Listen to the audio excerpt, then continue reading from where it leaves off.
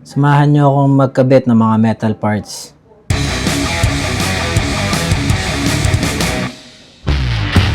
Another day, another crawl. So ikakabit na natin itong metal skid plate tsaka itong center transmission gearbox. So make sure nyo na lang na tama yung connection ng drive shaft mula doon sa may front transmission gearbox. Dapat nasa kaliwang side yung on and off switch. So ayan o, ni-screw na natin muna ngayon.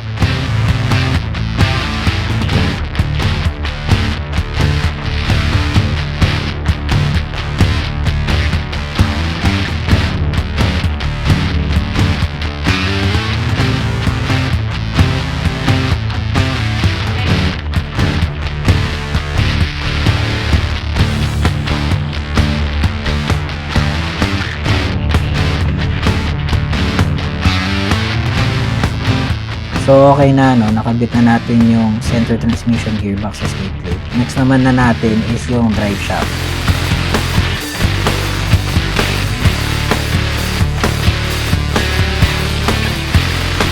So tatlong piraso to, no?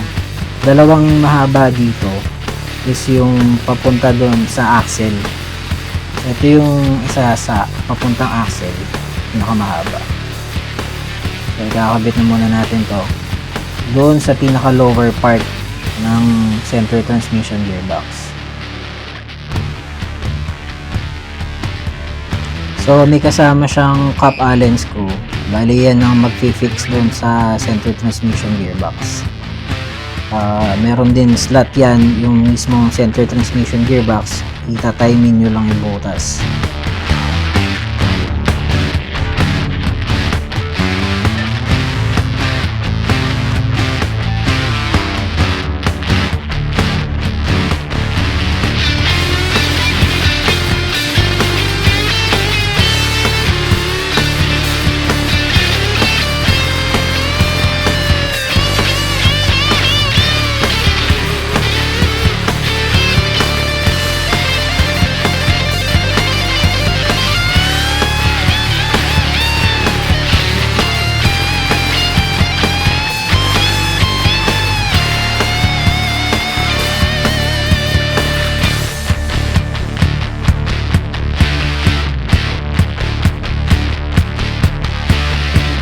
So okay na, no? Nakabit na natin yung sa lower part ng center transmission gearbox. Nasa taas naman, ito yung drive shaft na papunta doon sa may front transmission gearbox o doon sa may pinaka motor natin. So ulit, cap allen ulit yung pang screw nito.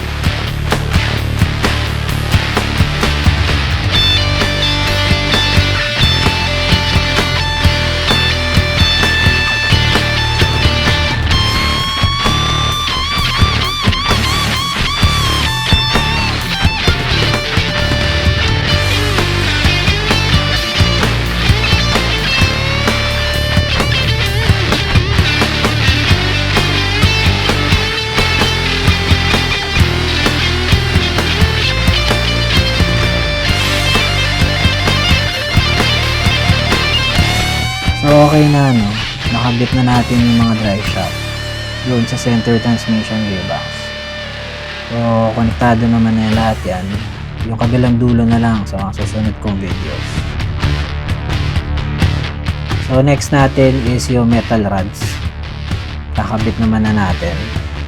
Bali, 4 na piraso to na maikli at 4 na piraso mahaba.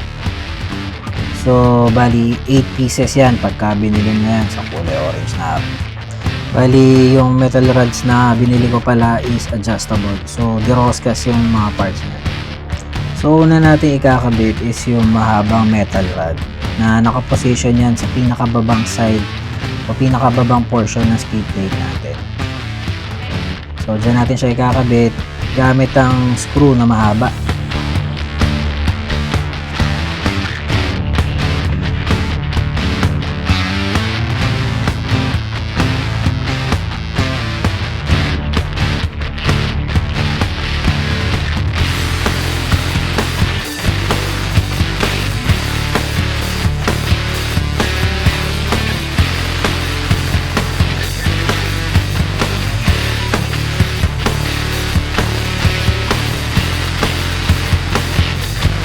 Bali, itong metal rods na to na mahaba, ito yung metal rods na nakakonekta sa mismong axle, sa front tsaka sa back axle.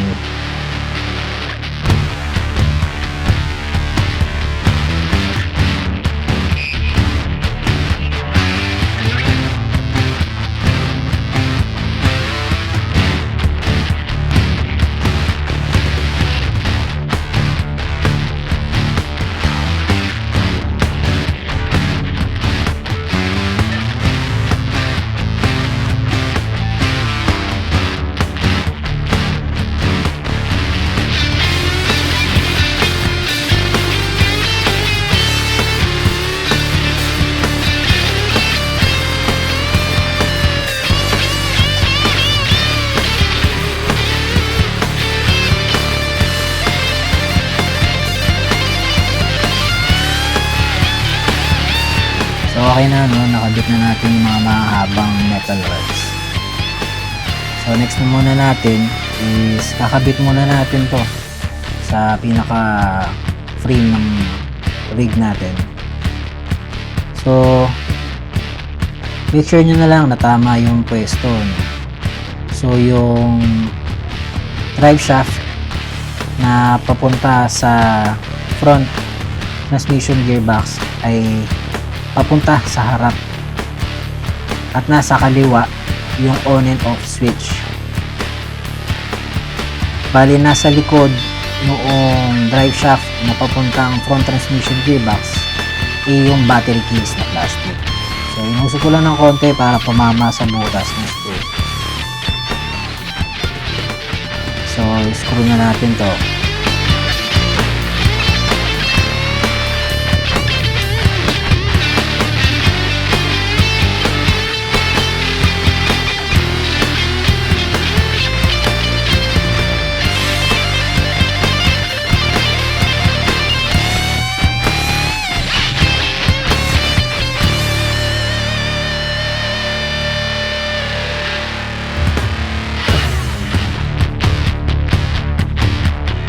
So okay na, no? Nakakabit na natin yung mahabang metal rods. Next naman natin is yung may iksing metal rods. Bali ito, ikakabit natin to sa may taas na part ng skid plate, to sa may color cyan na yan. So sa taas siyang banda, bali hindi mo kasi siya may kakabit nang hindi naka-install din yung skid plate mo doon sa pinaka frame. So kasama siya sa screw, kaya ngayon lang natin siya kinabit.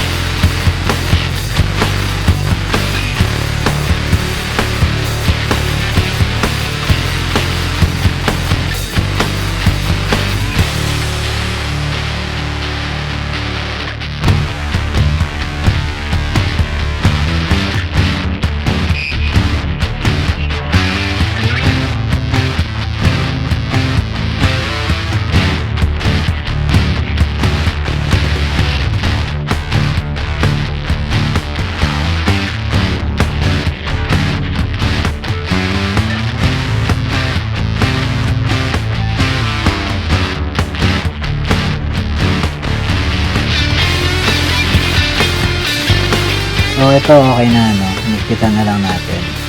Bali okay na. Pero may naiwan akong metal rod na mahaba na nasa taas. Dapat yan nasa baba kasi nga papunta yan sa axle. So buti na lang adjustable tong metal rod ko. Biroscas lang siya, no? So matatanggal ko na siya.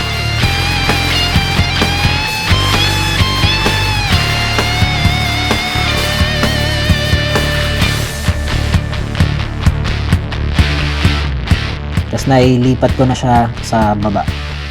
So okay na yan.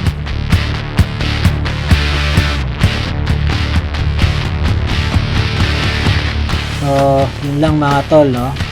Sa akin, troll.